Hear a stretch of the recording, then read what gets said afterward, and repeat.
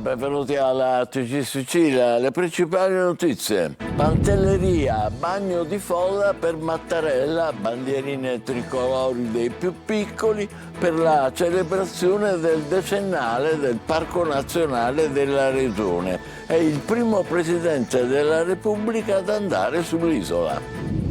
Autotrasportatori insoddisfatti dello sconto di 17 centesimi solo sul gasolio e fino al 6 agosto. Situazione insostenibile, protestano, pronti a fermare i porti della Sicilia. La drammatica crisi idrica di Maddalusa ad Agrigento spinge un sacerdote a organizzare una carovana di solidarietà portando l'acqua alle famiglie con bidoni e bottiglie. Palermo, 17enne inseguito e ferito a colpi d'arma da fuoco nella notte a Belmonte Chiavelli. Il giovane è stato operato all'ospedale civico, indaga la squadra mobile. Catania, siamo pieni di rifiuti e i controlli non esistono. È il grido d'allarme degli anziani che frequentano piazze 2 giugno 1946. Desolanti le immagini che state vedendo. Ancora a Catania, ha 20 anni e 8 mesi ed è diventata dottoressa in ingegneria informatica. È la più giovane laureata della facoltà etnea. Si chiama Serena Schembra, sogna di lavorare alla Nintendo e ama gli scacchi. Calcio, Palermo, giorni decisivi per il futuro del club. Il Barbera verso il voto in consiglio per la candidatura agli europei 2032, mentre il mercato entra nel vivo. Serie C, Catania al lavoro, in ritiro a Norcia in vista della nuova stagione. 27 giocatori a disposizione, mercato aperto tra cessioni da definire e nuovi innesti da valutare.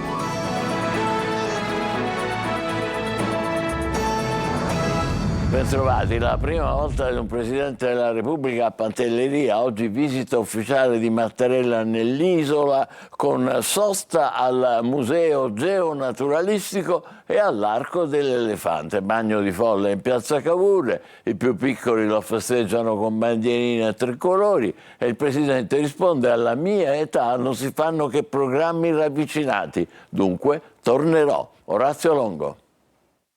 La prima volta fu 70 anni fa, ma era poco più che un ragazzo. Ebbe l'occasione di incontrare il sindaco dell'epoca, Almanza, a cui oggi è dedicato l'Istituto Superiore Omnicomprensivo dell'isola. Pantelleria mi ha accompagnato per la mia vita, durante la mia vita, per la consapevolezza della sua importanza. La prima volta di Sergio Mattarella fu 70 anni fa, ma la prima volta di un Presidente della Repubblica a Pantelleria è stata oggi. Il Capo dello Stato è giunto alle 11 nell'isola, dove nell'hangar del distaccamento aeroportuale con le autorità civili e militari, tra cui il ministro Pichetto Fratin, ha parlato dell'importanza delle isole cosiddette minori e di Pantelleria in particolare. Il Presidente Cucci poc'anzi ha ricordato la straordinaria, emblematica presenza a Pantelleria di García Márquez.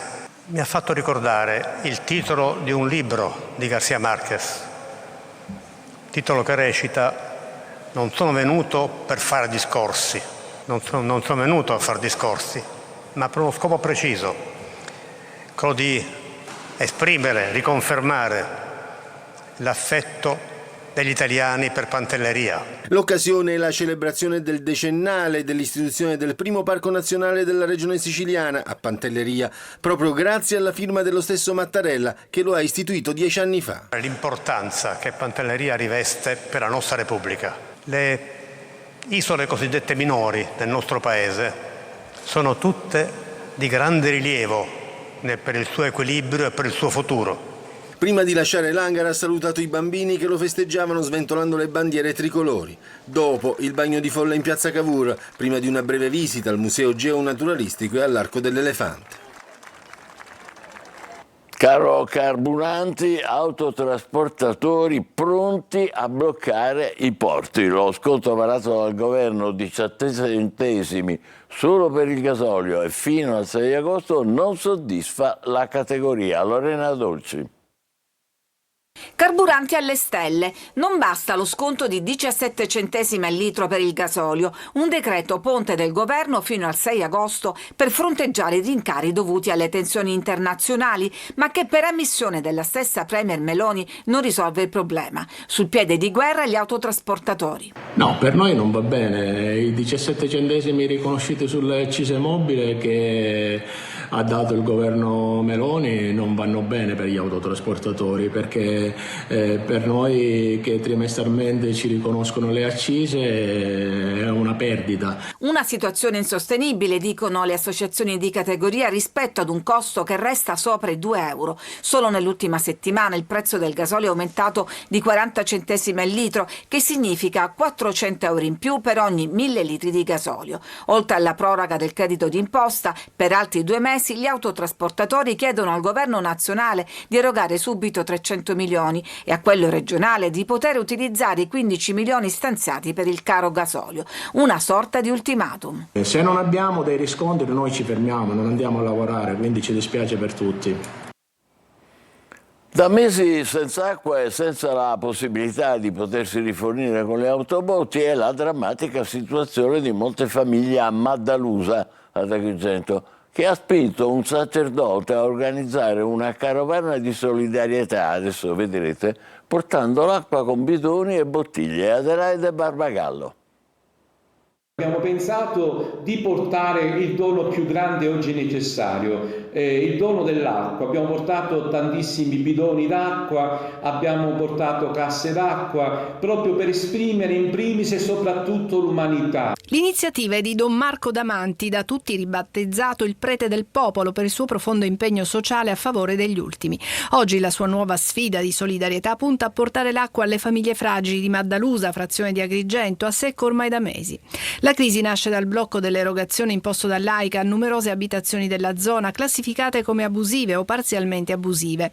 Un vicolo cieco normativo che impedisce ai residenti persino di rifornirsi legalmente tramite le autobotti autorizzate. L'acqua è un diritto universale, l'acqua è essenziale, l'acqua appartiene a tutti e non può essere privatizzata, non può essere una merce, non può essere profitto. Di fronte all'emergenza Don Marco non è rimasto a guardare, ha organizzato una carovana della solidarietà con la comunità di Campobello di Licata, raccogliendo e consegnando personalmente a Maddalusa un furgone pieno di bottiglie e taniche di acqua potabile. Rimaniamo umani in questa umanità che diventa sempre più indifferente e dove purtroppo la dignità della persona viene calpestata. Don Marco fa un appello alle istituzioni. Invito tutte le istituzioni, tutti quelli che hanno voce in campo, di essere uniti nell'umanità.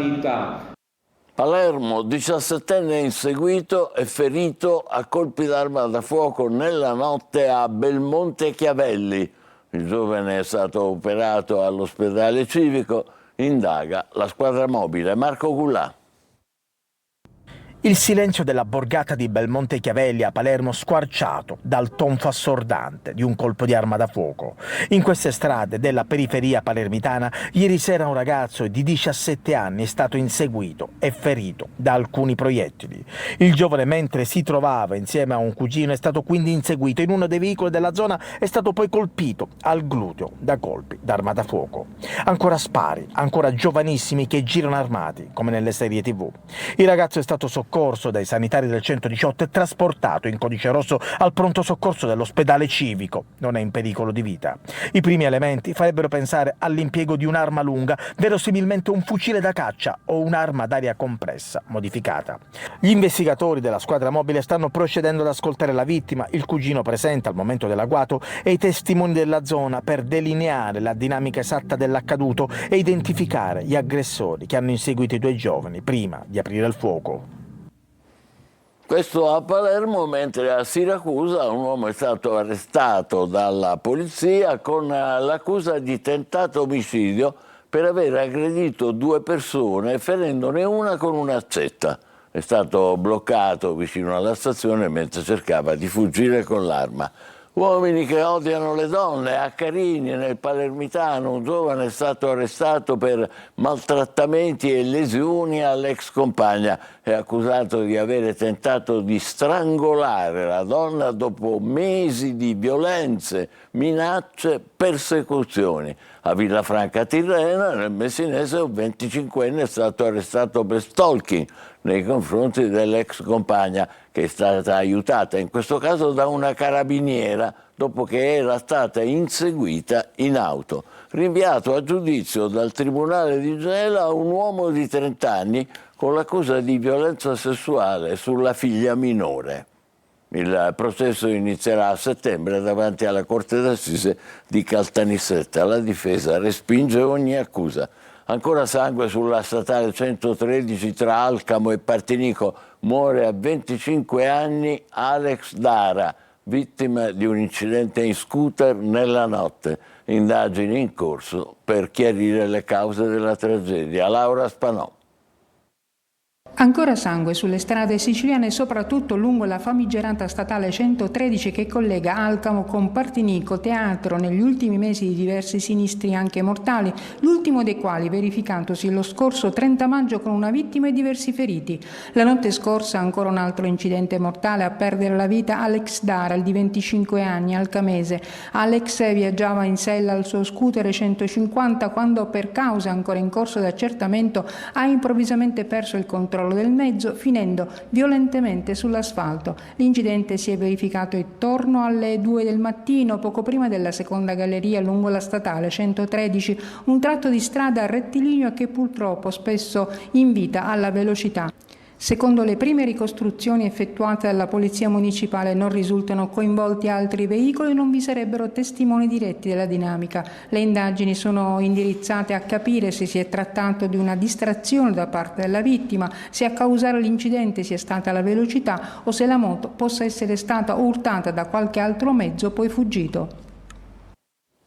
A Caltanissetta è stato il giorno dell'addio ad Alessandro Marchi, il vigile del fuoco che ha perso la vita impegnato nello spegnimento di un incendio a San Cataldo, uno dei tanti che hanno recentemente funestato la regione. È stata una cerimonia partecipata alla presenza di vertici del corpo, della protezione civile, e nel pomeriggio è ancora in forse per la pioggia, ma che comunque è prevista a Palermo, una manifestazione organizzata dalla CGIL con questo titolo: Basta con la mafia del fuoco. Rita Cinardi.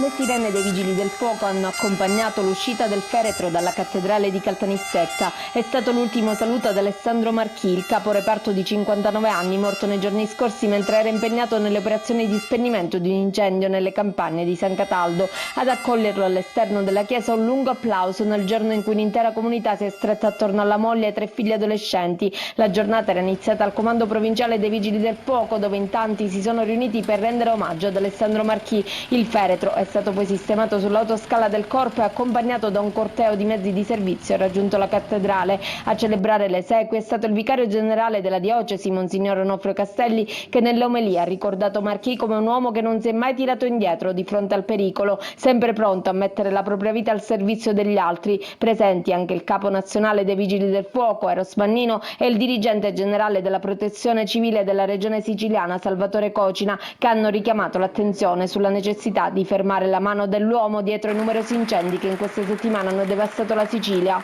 Purtroppo c'è una parte di questi incendi che certamente è di natura criminale e questo è veramente un messaggio etico che bisognerebbe mandare a tutti i cittadini, se non altro anche di stare attenti nelle lavorazioni pericolose o quando ogni volta che si accende fuoco in queste stagioni dove purtroppo il clima poi può determinare effetti catastrofici. Fa rabbia pensare che tutto ciò poteva essere evitato bloccando la mano umana che ha appiccato questi incendi, perché questi incendi non hanno cause naturali. Audizione in Commissione Nazionale Antimafia del procuratore di Palermo De Lucia, che 3 anni fa ha arrestato Messina Denaro. Argomento: l'enorme patrimonio accumulato dal capomafia e dai complici che ne hanno favorito la gestione. De Lucia, ricordando di aver arrestato 18 mafiosi recentemente, favoreggiatori di Messina Denaro, che era stato latitante per 30 anni, ha detto che sono in corso nuove indagini su ingenti somme di denaro riconducibili al boss, dopo il sequestro da lui effettuato di beni per 200 milioni. Alla fine è allarmante la rivelazione del procuratore. Ci sono segnali che la mafia voglia acquistare droni lanciamine, cioè i boss sono interessati, ha detto, all'acquisto di armi da guerra. La seduta, per richiesta di De Lucia, sarà secretata. A Palermo un'immagine inedita, la vedrete tra poco, di un giovane Don Pino Puglisi all'età di 27 anni. Il viso du Parrino, eccolo qua, è adesso un'opera d'arte realizzata da Andrea Puglisi per la Fondazione Federico II. Si intitola Rosso Assoluto, in omaggio al sangue del martirio. Il murales, inaugurato sulla facciata di un palazzo nel cuore del suo quartiere Brancaccio, è rivolto verso la parrocchia di San Gaetano, di cui Don Puglisi era parroco quando è stato ucciso dalla mafia il 15 settembre del 93. Un progetto che ha l'obiettivo di donare ai giovani modelli positivi, eroi della legalità, in contrapposizione agli esempi del male, spesso idolatrati purtroppo perché protagonisti di fiction e serie televisive. Catania, siamo pieni di rifiuti e i controlli non esistono. È il grido d'allarme degli anziani che frequentano piazza 2 giugno 1946. Desolanti le cartoline che vi mostriamo con Tonino De Mana. Sedie in legno abbandonate e disseminate su marciapiedi ed aiuole, carta, cartone e rifiuti sparsi ovunque, rami degli alberi ad altezza d'uomo, bambino. Queste scene di ordinario degrado arrivano da Catania e precisamente da piazza 2 giugno 1946, incastonata nel trafficato e dimenticato viale Mario Rapisardi, un tempo salotto buono della città, oggi simbolo dell'abbandono. Gruppetti di anziani giocano a carte, attorno altre carte di ogni tipo e colore ricoprono l'area. Guarda tutto quello che c'è per terra, che fanno schifo completamente, vengono soltanto una volta a settimana a fare la pulizia. Venivano bambini, signore, a sedersi a prendersi un po' d'aria, ora non vengono neanche gli spazzini a pulire. I pochi presenti, tra l'altro a rischio per la mancata potatura degli alberi ed esposti quindi alla caduta di rami secchi, chiedono più attenzione ed invocano controlli. Non esistono i controlli. Noi ci besticciamo giornalmente con le persone perché portano i cani qua a fare i bisogni e non è giusto perché noi qua veniamo per sederci e respirare un po' d'aria. Per raggiungere questa panchina lei si è dovuta addirittura abbassare. Perché i viandanti sono molto vecchi. Dovrebbe essere putate perché sono troppo basse. Sono tante le segnalazioni al nostro numero di WhatsApp 342 74 55005, SOS e richieste di aiuto che arrivano dal centro e dalle periferie, segno evidente che qualcosa alla voce verde pubblico non funziona a dovere.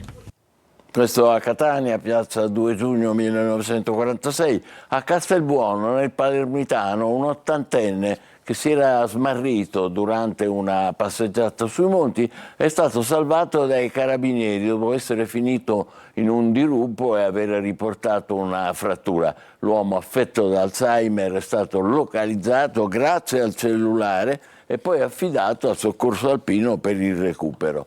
Intanto a Catania, all'ospedale San Marco, è stata inaugurata la stanza della fragilità. È uno spazio dedicato alle persone che arrivano al pronto soccorso in condizioni di particolare vulnerabilità, sia fisica sia emotiva. Tonino De Mana. È realtà all'ospedale San Marco di Catania il nuovo percorso della fragilità, al cui interno si colloca la stanza della fragilità, uno spazio dedicato alle persone che accedono al pronto soccorso in condizioni di particolare vulnerabilità fisica o emotiva.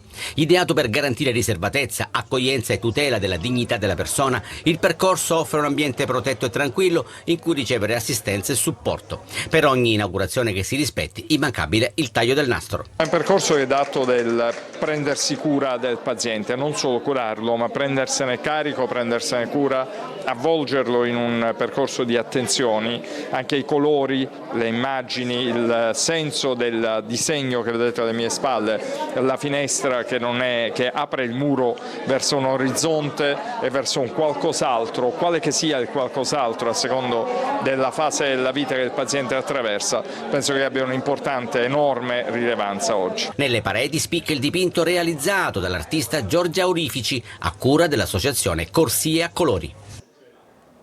Beh, complimenti davvero. Adesso incontriamo Serena, è la più giovane laureata in ingegneria informatica della facoltà di Catania, ha soltanto 20 anni. È un sogno lavorare alla Nintendo, tra le sue passioni gli scacchi. Lorena Dolci. È la laureata in assoluto più giovane del corso di laurea in ingegneria informatica dell'Ateneo Catanese. A 20 anni, 8 mesi e 8 giorni, la giovane catanese Serena Schembra porta a casa la laurea in ingegneria informatica e il primato di più giovane laureata della facoltà di Catania. Un traguardo frutto di dedizione e impegno. È stato complicato soprattutto all'inizio perché provenivo dal liceo classico, quindi iscriversi a ingegneria è stato un passo abbastanza complicato al primo anno, però ho avuto professori fantastici in questi 3 anni che mi hanno aiutato a sviluppare un metodo di studio. Serena è anche la più giovane donna laureata in ingegneria informatica di tutta la Sicilia, un'eccellenza che smentisce il luogo comune che le materie STEM, le discipline scientifico-tecnologiche, siano prerogativa maschile. Ci sono tante mie colleghe anche molto brave e anche magari più rispetto ai colleghi, quindi questa cosa secondo me è solo un concetto comune che andrebbe smontato. Ecco. Dopo la triennale Serena è pronta a spiccare il volo come tanti suoi colleghi. L'attende la magistrale al Politecnico di Torino e poi il lontano Oriente. Mi vedo lavorare in qualche ambito dell'informatica, della computer graphics. Il sogno del cassetto sarebbe andare a lavorare alla Nintendo, a fare videogiochi. Tra le mani la tesi che riunisce le sue grandi passioni, l'informatica e gli scacchi, perché anche con tanto studio la vita è sempre un gioco. È una partita a scacchi in cui non si sa mai cosa può fare l'avversario, quale sarà la prossima mossa. Congratulazioni Serena, pausa tra poco per il calcio, le ultime sul mercato di Palermo e Catania, vi aspetto.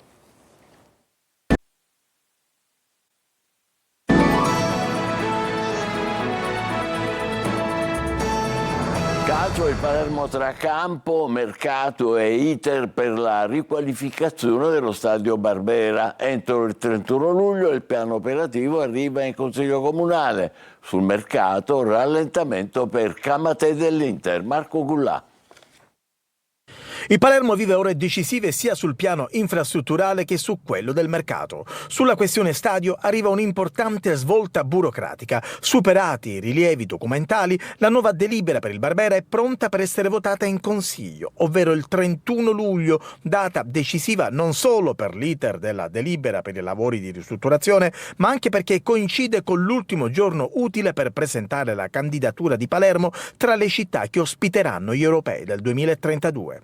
Intanto la squadra rosanero lavora in ritiro in Val Gardena, ultimi giorni di preparazione, poi ad agosto la tournée in Australia. Sul mercato la trattativa per l'arrivo di Siaka Camatè dall'Inter ha subito un improvviso rallentamento a causa dei dubbi avanzati dall'entourage del calciatore. Per questo motivo la dirigenza rosanero valuta piste alternative per le corsie esterne. Torna d'attualità il nome di Rui Modesto dell'Udinese, mentre il DS Osti non molla la pista che porta a Moreo del Pisa, nonostante la resistenza del club toscano nel cedere l'attaccante a una diretta concorrente. In uscita si registrano i passaggi ufficiali in prestito di Nicolau all'Oficrete e di Vasic al Südtirol, mentre l'Eduaron resta un profilo gradito al Troyes. Brunori resta invece in attesa di una nuova sistemazione che possa permettere ai rosanero di sfoltire l'organico e far posto ai nuovi innesti. Prime sedute per il Catania oggi a Norcia, dove sarà presente anche il direttore sportivo Varrà. Servono nuovi innesti, ma si deve giocoforza pensare alle uscite. Il 1 agosto alle 17:30 test con il Ravenna. Marco Carli. Nei giorni che precedono definizione del girone e stesura dei calendari, fissata per giovedì a mezzogiorno, il Catania mette benzina nelle gambe a Norcia in Umbria. Al lavoro in 27, come già anticipato, non ci sono Di Noi e Luperini che non fanno parte dei progetti tecnici del Catania per cui il club tratta la cessione. Non c'è nemmeno Aloi, fermo ormai da inizio stagione scorsa. Varrà sarà con la squadra a Norcia nella sede del ritiro, ovviamente con l'obiettivo di dare anche impulso al mercato. Fra i nomi che circolano in arrivo, reggerebbe quello di coda, ma sarebbe più un'alternativa che la prima scelta. Come più volte detto, sono le uscite che possono alimentare le trattative. Oltre a Di Noi e Luperini ci sono altri giocatori come Dini, per cui si parla di Treviso e Guidonia, o Stoppa. Per Di Gennaro c'è stato realmente qualche sondaggio di alcune società con il Catania. Il mercato, come detto dallo stesso Varrà, sarà lungo e potrebbe essere completato se serve anche in prossimità delle partite ufficiali di Coppa e Campionato. Intanto, fra i nuovi volti, prima di partire per Norcia, si è presentato così Michael Liguori. Sono molto contento di ritornare e l'ho presentato anche alla società. E poi sì, vengo da 3 stagioni importanti a Padova, una anche a Campobasso. Poi mi dispiace per l'ultima che è andata male, però sono un ragazzo che non si abbatte e va sempre avanti, quindi sono molto contento di ritornare qua e spero di fare il mio meglio, come ho sempre fatto alla fine. E noi ci fermiamo qui, grazie e buon pomeriggio.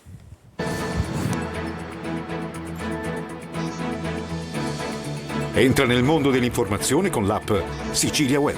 Resta sempre aggiornato con le news e le live in diretta.